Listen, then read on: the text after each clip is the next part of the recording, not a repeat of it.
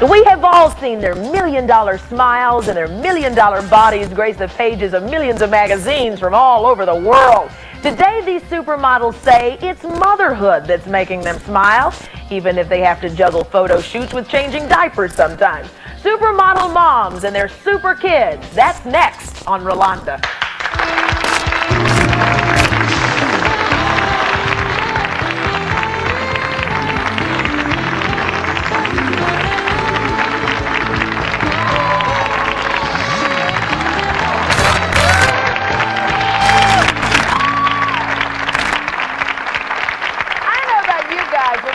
Through those magazines like Vogue and Glamour, through the pages of all these great magazines, I just wonder how these supermodels look so good. How do they do it?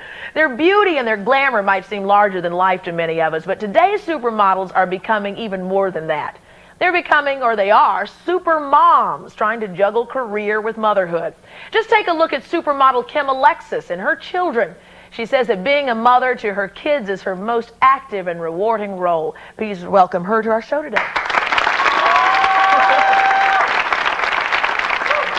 I want you to also meet supermodel Kelly Emberg. She's a single mom who would not trade anything in the world, she says, for being a mommy to her little girl. Please welcome her to our show today.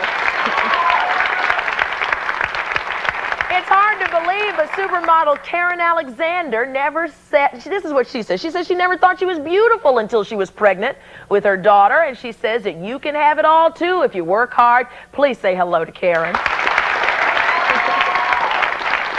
Also joining us, supermodel Linda Tonje. She has been super mom to her 4 kids and says that modeling and motherhood do mix. You can have it all. Please say hello to Linda. So hello, everybody, and welcome. You know, I think we're so busy. We see you in the magazines, and then to see as a mom, too, that's going to be an interesting conversation. And Kim, you're expecting. Yeah, that's me. All of that is me. Yeah. It's me and the little guy there. Yeah, is it a boy? Yeah, it's a boy. You wanted to know? I have a husband who opens my mail. He can't stand having packages that aren't opened. Yeah, so he wants to know everything. He can't stand anything that's in a package. So you know you're having a little boy, and when does he due? He's due April 22nd. That's great. Yeah. Good for you. Good for you. What has motherhood been like? And doing, I mean, because the career of a model, that's a lot of juggling to do. I mean, how has it been? She's doing it more right now than I think any of us. Yeah, this is our break, actually. Our kids are back. You guys are taking care of our kids. I know. But what has it been like? And I remember seeing at the height of your career, I saw a lot of shots of you in magazines actually pregnant. Yeah. And you say that you didn't even feel beautiful until you were pregnant. What's that about as gorgeous as you are? I didn't. I really didn't. I think I started working really young, I think, like everyone else here. And when you are 16 or 17 and people say, you're beautiful, but it's going to take 2 hours to do your hair and makeup. You know? I know them. You know, you're great, but, you know, you're not wearing the right clothes. And so, you know, I think the image that I had of myself was like I was someone who could be made to look beautiful, but I didn't really feel it. And then that was just, I can't even, I'm like crying. No, it's great. It was just the best. Did all of you feel a different kind of beauty being pregnant? Yeah, beautiful. I forgot how it is to feel normal. You know, After the morning sickness and all that stuff. Yeah, it's nice. After you finish with that. It's a special time. Yeah. What about modeling itself? Did that give you, because all of you guys are really big in your careers, did that give you a sense of confidence that you hadn't had before in things that you did? What did modeling do for you in terms of your confidence? It gave me a lot of confidence. Tell me a bit about that. Well, my mother and father were the only ones who told me I was beautiful. Growing up, I was just like a stork, all legs, and you know, they were the only ones. And when I started modeling, it spoils you actually. Everyone says, "Oh, you're so beautiful," and you almost think, you know, well, maybe I'm not so bad looking. That's at first, and then you realize, yes, you know, maybe I am all right, and it just, you know, gave you self-confidence. See, I felt it was a fluke for me. I never thought I was that beautiful. So, I mean, when I got covers, I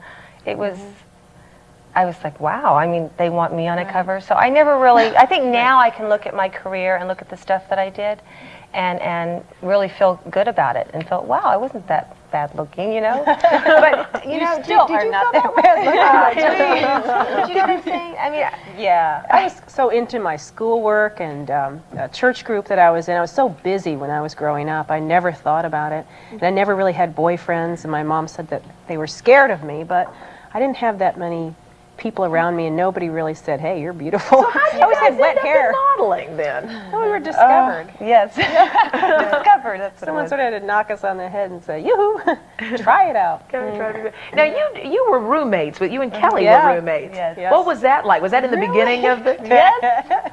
Our first couple months in New York. Yep. That's when we didn't think we were that beautiful. This We're one. on diets and doing all kinds of things. Yeah. Like she used what? she used to make a mess of all these clothes you'd have. You'd put them all in the corner. It was hysterical. Piles of clothes. because we didn't have our a dresser, laundry, did yeah, we? and our laundry was bad. So she'd do laundry like once a month, and she'd, "Where's my lip pencil?" And I'd be like, "It's over here." I'd have to go find Oh, her. so he was the organized one. Right. I I was the guess. one I don't who had to remember tell- this. I was the one to tell you not to give out your Conveniently. phone number to everybody. No, I would have talked about I never did this. Eric, All where's is my dish the dirt now. I never did that. I was just very friendly. Yes. And I was back there going, I mean, I just said hi. I didn't give him my phone number. Yes, you did. You did. you were writing it with your lip pencil. And they'd say, "What's wrong with your friend?" And I'd say, "Back off." What about Desi Arnaz Jr.? Yes. Do you remember that? Yes. Uh-oh. Okay. You're the one. Tell it. We can't get into this right yes, now. we can. Go on. Yay! Come on, everybody hear We over the hole. Do you remember that? We just went out with him and had ice water, and we stayed up till 5 in the morning. You're the one that said we could go. Oh, yeah, see? His mother. I said it was The okay. mother said it was okay. We went to Studio 54 with him. Yeah.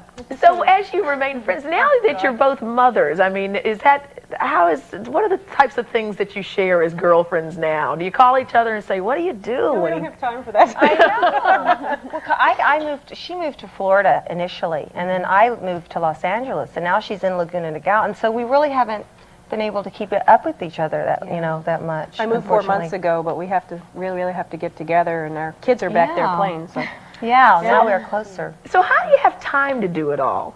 I mean, you've got to be beautiful. You can't look haggled. I mean, how do you? You just don't have time. Some people say you don't have time. You make time to do things. Yeah. Well, you have your priorities, which Yeah. means number one, and then beyond that is whatever you can sort of squeeze in. There never seems to be enough time, for me anyway. I mean, I have a list of things that I have to finish every day. Oh, God, I've got to do that. Pictures tomorrow, basketball today, it's all these mom things and then my things. And it is difficult. What has been the greatest thing about motherhood for you, Karen? I mean, what is the thing that just, you can't replace it? I don't care how many covers I get. There's this feeling of being mom that... God. You know, I could be collecting tolls at the Lincoln Tunnel, for all she cares. You just, the unconditional love and learning that and what that is and being able to give that back is, I think that's the best thing for me. you had to have a hard day's worth of work and come home and have your little children wrap their little chunky arms around your neck and say, "I love you." You've had such a bad day. I'll meet you at the front door. Yeah. That's right. Yeah. We'll continue this talk with supermodels turned supermoms right after this. And when we come back, we're going to find out what our supermodels had to give up just to become those supermoms. We'll be right back.